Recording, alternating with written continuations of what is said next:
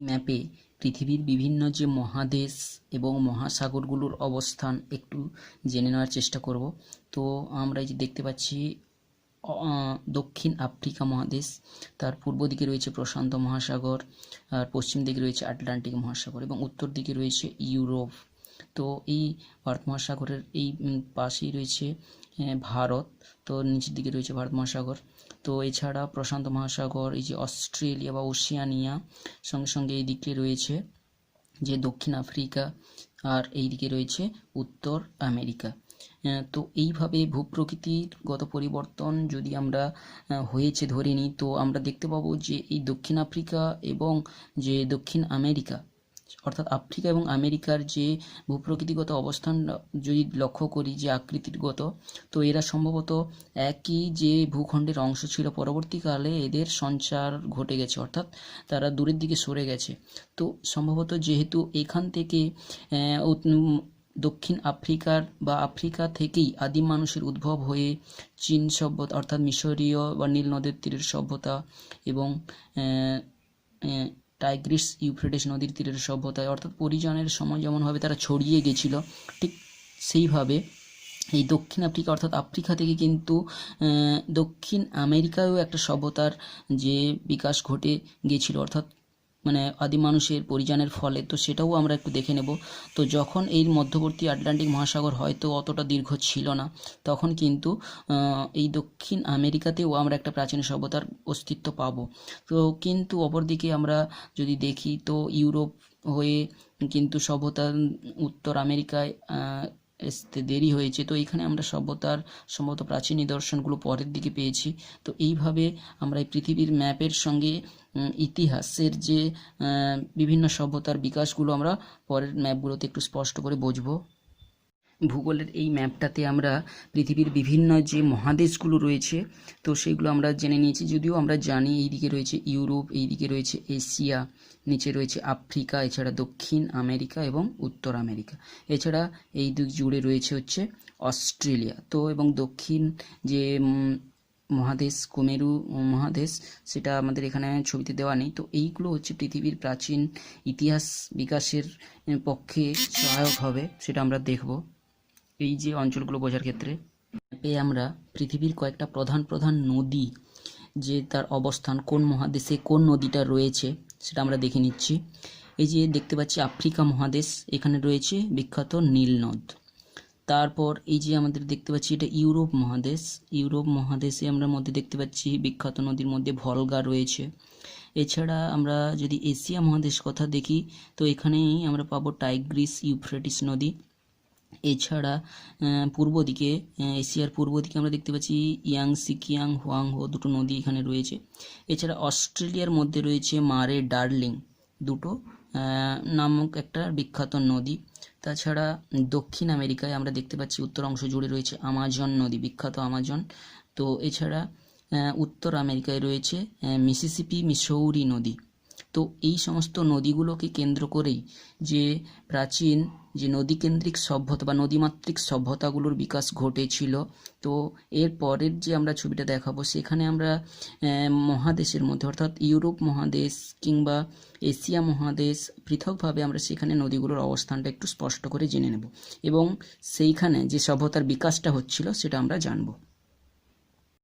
যে এশিয়ার নদ নদীর যে ম্যাপটা আমরা দেখছি, এখানে যে এশিয়ার দেখতে পাচ্ছি পশ্চিম দিকে টাইগ্রিস এবং ইউফ্রেটিস দুটো নদী রয়েছে, যেখানকে কেন্দ্র করে এই মাঝের অঞ্চলকে বলা হতো মেসোপটেমিয়া, এবং এইখানে সুমেরীয় এবং ব্যাবিলনীয় সভ্যতার এখানে বিকাশ ঘটেছিল।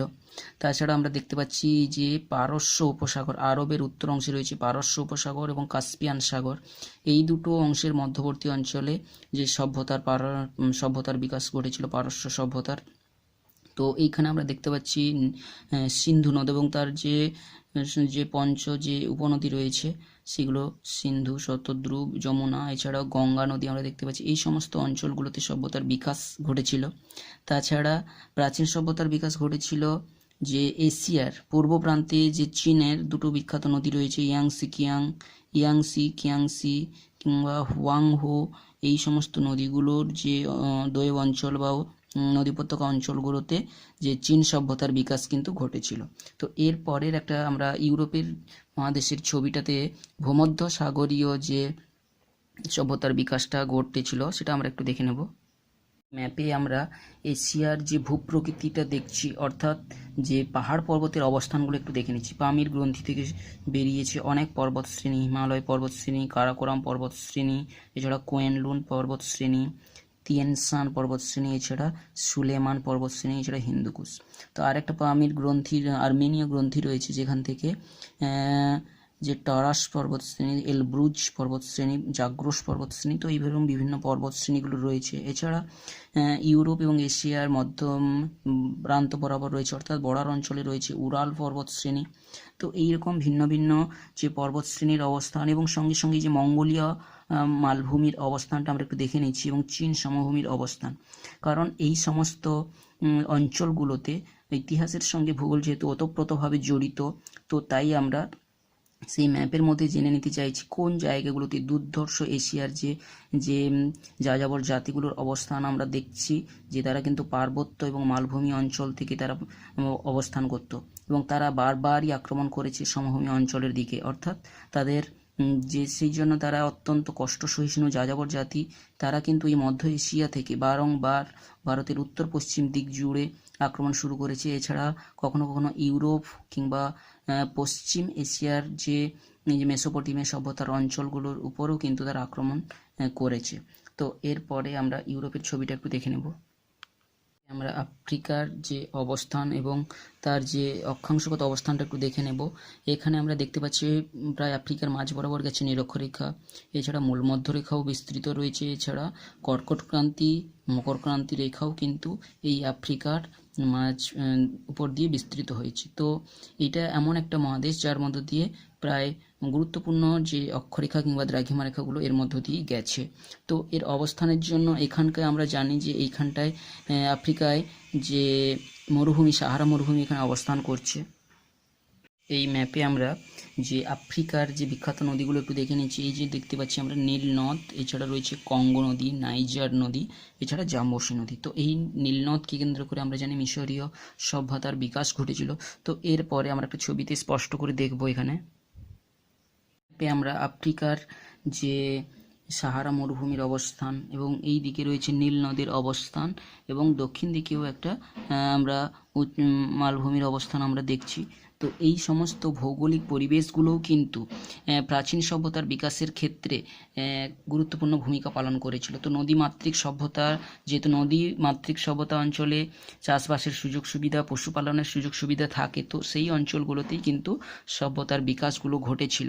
তো আমরা ইতিহাসে পড়েছি যে আফ্রিকাতেই কিন্তু প্রাচীন আদিম মানবের যে উদ্ভব, এখানেই তাদের অস্তিত্বের বিকাশ ঘটেছিল। এখান থেকে তারা পরিযান করে তারা নীল নদের প্রান্ত ধরে ধীরে ধীরে বিভিন্ন যুগে তারা কিন্তু অগ্রসর হয়ে যাবে, সমগ্র পৃথিবীর বিভিন্ন মহাদেশে কিন্তু তারা ছড়িয়ে যাবে। আমরা ইউরোপের ম্যাপটাতে আমরা দেখছি ইউরোপের দক্ষিণ ভাগ জুড়ে রয়েছে ভূমধ্যসাগর। এই ভূমধ্যসাগরের যে বিভিন্ন দ্বীপ ছড়িয়ে রয়েছে, সিসিলি দ্বীপ। তো এই যে বর্ধিত অংশের পর রোম ইতালি রয়েছে, এই ইতালিকে কেন্দ্র করে রোমান সাম্রাজ্য, তাছাড়া রয়েছে গ্রিস, যেখানে গ্রিক সভ্যতার বিকাশ ঘটেছিল। এবং এই গ্রিসের দুটো হচ্ছে যে এথেন্স এবং স্পার্টার মধ্যে লড়াইয়ের কথা আমরা পড়ব ইতিহাসে। তো ভূমধ্যসাগরীয় অঞ্চলের চতুর্দিকে, যেহেতু দক্ষিণ দিকে আফ্রিকা এবং পূর্ব দিকে রয়েছে এশিয়া এবং উত্তর দিকে ইউরোপ, তো এই ভূমধ্যসাগরীয় অঞ্চলটা কিন্তু অত্যন্ত গুরুত্বপূর্ণ অঞ্চল, কারণ এই সাগরের বিভিন্ন দিকে রয়েছে বিভিন্ন সংস্কৃতির লোকেরা।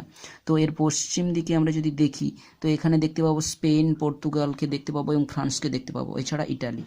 তো এই সমস্ত অঞ্চলে পরবর্তীকালে সভ্যতার বিকাশও ঘটতে থাকবে।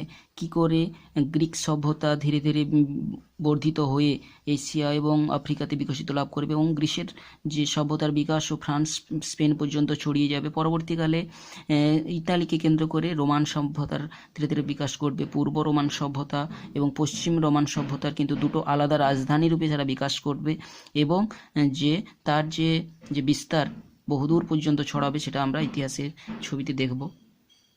ম্যাপে আমরা যে আফ্রিকার বিখ্যাত নদী নীল নদ, তার অবস্থান এবং অববাহিকা অঞ্চলটা এখানে আমরা দেখে নিচ্ছি।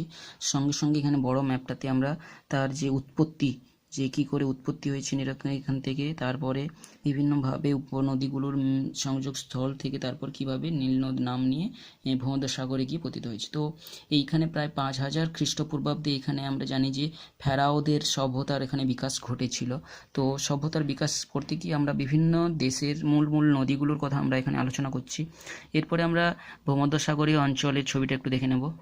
তাতে আমরা ইউরোপ মহাদেশের যে প্রাকৃতিক পরিবেশগুলো একটু দেখে নিচ্ছি, যে বিভিন্ন পর্বতমালা রয়েছে, আলপস পর্বতমালা, অ্যাপেনাইন পর্বতশ্রেণী কিংবা কার্পেথিয়ান পর্বতশ্রেণী, এছাড়া ব্ল্যাক ফরেস্ট, ভোজ, এরকম বিভিন্ন পর্বতশ্রেণী এবং রয়েছে এছাড়া এশিয়া এবং ইউরোপের সংযোগস্থলে যে ইউরাল পর্বতমালা রয়েছে এখানে তো আমরা দেখতে পাচ্ছি। এছাড়া কোকেসাস পর্বতমালা রয়েছে কিংবা পান্টিক পর্বতমালা, টরাস পর্বতমালা। তো বিভিন্ন পর্বতমালাগুলো এবং তাছাড়াও বিভিন্ন যে সাগরগুলো রয়েছে মহাদেশের অভ্যন্তরে, কাস্পিয়ান সাগর কাস্পিয়ান সাগর, কৃষ্ণ সাগর এবং ভূমধ্য সাগর, এছাড়া আড্রিয়াটিক সাগর, এরকম বিভিন্ন উপসাগরগুলো ছড়িয়ে রয়েছে। এছাড়া আমরা উত্তর ইউরোপের দিকে দেখতে পাবো বল্টিক সাগর এবং বিভিন্ন উপসাগরগুলো ছড়িয়ে রয়েছে। তো এই যে বিভিন্ন সভ্যতার বিকাশের সময় যে বিভিন্ন নামগুলো আমরা পড়ব, তো এই সঙ্গে সঙ্গে আমরা ম্যাপটাকেও খেয়াল করব যাতে করে আমাদের ইতিহাস সঙ্গে সঙ্গে ভূগোলটাও বুঝতে সুবিধা হয়। এই ম্যাপে আমরা ইউরোপের যে বিখ্যাত নদীগুলো, ভিন্ন ভিন্ন নদীগুলো রয়েছে তার অবস্থানটা একটু জেনে নিতে চাইছি। তো ভলগা নদী একটা বিখ্যাত নদী, এছাড়া হচ্ছে কি এই যে দানিউব অঞ্চল যেখানে সভ্যতার বিকাশগুলো ঘটেছিল, রাইন নদী, এছাড়া রাইন কিংবা হচ্ছে তো দানিউব অঞ্চল, এই সমস্ত অঞ্চলগুলোতে সভ্যতার বিকাশ ঘটেছিল। তো এছাড়া এবং ভিন্ন ভিন্ন যে নদীগুলো, তো যদিও তৎকালীন সভ্যতার বিকাশের সময় হয়তো বা ভূপ্রকৃতির কিছুটা পরিবর্তন ছিল, তবুও যে বিখ্যাত বড় বড় নদীগুলো, তো তার অবস্থানের কোনো পরিবর্তন হয়নি, সেটা আমরা ধরে নিয়েই ইতিহাসটাকে আমরা আলোচনা করব। আমেরিকার এই ম্যাপে আমরা যে দক্ষিণ আমেরিকার প্রাচীন মায়া সভ্যতার নিদর্শনের একটু চিত্র আমরা দেখতে পাচ্ছি। এছাড়াও রয়েছে পৃথিবীর দীর্ঘতম যে উচ্চতম হ্রদ যেটা রয়েছে টিটিকাকা, এছাড়া বৃহত্তম নদী রয়েছে আমাজন, কিংবা বৃহত্তম যে দীর্ঘতম পর্বত শ্রেণী রয়েছে আন্দিজ, বা উচ্চতম জলপ্রপাত অ্যাঞ্জেল জলপ্রপাত। তো এগুলো আমরা পড়ব। তো আমরা দক্ষিণ আমেরিকার যে আঞ্চলিক অঞ্চলগুলোর নাম আমরা জেনে নেব। ব্রাজিল রয়েছে, এছাড়া ভেনিজুয়েলা, কলম্বিয়া, পেরু, এছাড়া নিচের দিকে রয়েছে আর্জেন্টিনা, এছাড়া বলিভিয়া কিংবা আরও চিলি রয়েছে, এছাড়া শেষ অন্তরীপ রয়েছে হর্ন অন্তরীপ। তো এটাই হচ্ছে দক্ষিণ আমেরিকার যে ম্যাপ। তো এখানে গুরুত্বপূর্ণ যে অঞ্চলগুলো রয়েছে তা আমরা একটু জেনে নিলাম। আর ব্রাজিল, যার রাজধানী আমরা জানি ব্রাসিলিয়া, তো রিও ডি জেনেরো, এছাড়া সাও পাওলো, বিখ্যাত দুটো শহরও রয়েছে। দক্ষিণ আমেরিকার যে প্রাকৃতিক যে বিভাগটা একটু দেখবো, এই দিকে রয়েছে একটা সুদীর্ঘ যে পর্বত শ্রেণী যেটাকে বলা হচ্ছে আন্দিজ পর্বতমালা, সবচেয়ে দীর্ঘতম পর্বতমালা। এছাড়া উচ্চভূমি, এই যে আমাজন অববাহিকা রয়েছে, এছাড়া গায়ান উচ্চভূমি, ম্যাটোগ্রাসো মালভূমি, এছাড়া পম্পাস সমভূমি রয়েছে। তো এছাড়া নদ নদীর যে ছবিগুলো আমরা দেখতে পাচ্ছি, যে আমাজন নদী, তার বিখ্যাত আমাজন নদীর যে অনেক উপনদীর জন্য কিন্তু জলের পরিমাণ অসংখ্য বেড়ে যায়। তো এছাড়া যে কলোরাডো নদী কিংবা যে পারানা নদী, বিভিন্ন নদীগুলো রয়েছে। তো এখানে পানামা খাল রয়েছে এর মধ্যে। তো এখানে আমরা ছবিটা একটু দেখে নিলাম। আমরা আরও একটা মহাদেশের ছবিতে চলে আসছি, এটা হচ্ছে অস্ট্রেলিয়া তথা ওশিয়ানিয়া মহাদেশ। তো এখানে রয়েছে প্রশান্ত মহাসাগর পূর্ব দিকে, তো এইদিকে দক্ষিণ দিকে ভারত মহাসাগর। এছাড়া বিভিন্ন যে অবস্থানটা দেখে নিচ্ছি, এদিকে রয়েছে নিউজিল্যান্ড, বিভিন্ন অক্ষাংশগত অবস্থান, দ্রাঘিমাগত অবস্থানগুলো আমরা এই ম্যাপে কিন্তু স্পষ্ট দেখতে পাচ্ছি। এছাড়া মকরক্রান্তি রেখা গেছে এটার উপর দিক দিয়ে। তো নিউজিল্যান্ডের যে রাজধানী ওয়েলিংটনকেও দেখতে পাচ্ছি আমরা। এছাড়া অস্ট্রেলিয়া তো রাজধানী ক্যানবেরা এগুলো রয়েছে। আমরা যে অস্ট্রেলিয়ার ভূপ্রকৃতি এবং নদ নদী, পাহাড় পর্বত, তার অবস্থানগুলো একটু স্পষ্ট করে জেনে নিচ্ছি। তো এইখানের দিকে রয়েছে বিভিন্ন যে গ্রেট ডিভাইডিং রেঞ্জ পর্বত শ্রেণী, এর যে সর্বোচ্চ শৃঙ্গ হচ্ছে মাউন্ট কোর্সিয়াস্কো, তো এটা রয়েছে। এছাড়া যে মাঝখানে রয়েছে মরুভূমি অঞ্চল, গ্রেট ভিক্টোরিয়া মরুভূমি অঞ্চল রয়েছে, কিংবা গিবসন মরুভূমি, গ্রেট স্যান্ডি মরুভূমি, অর্থাৎ অস্ট্রেলিয়ার বেশিরভাগ অংশ জুড়ে আমরা দেখতে পাচ্ছি মালভূমি অঞ্চল পশ্চিমের অংশ জুড়ে রয়েছে। তো তো এবং পূর্ব দিকে একটু সমভূমি এবং উপকূল ভাগ রয়েছে, বিস্তৃত উপকূল ভাগ।